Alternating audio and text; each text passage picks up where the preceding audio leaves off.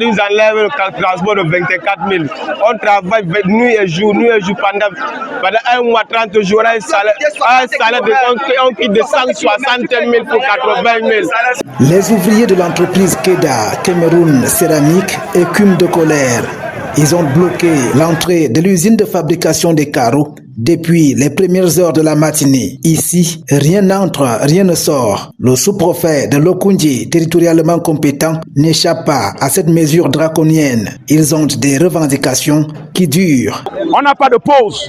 On nous nourrit le pain avec la sardine pendant 30 jours. C'est le pain avec sardine. On travaille pendant 12 heures. Et quand on réclame, on nous met en fin de contrat, on nous chasse. On nous dit on ne peut rien faire. Et quand tu pars devant, la délégation du travail ne gère pas. Et nous sommes dépassés. Le salaire qui est venu, tu travailles un mois plein.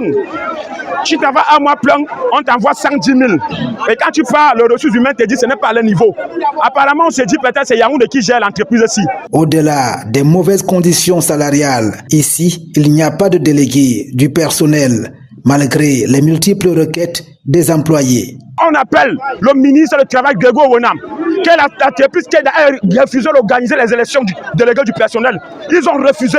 On n'a pas de syndicat, on n'a pas de délégués. Il n'y a pas les primes de risque. Il n'y a pas les primes d'ancienneté. Il n'y a pas l'équipement du travail. Le carreau m'a blessé.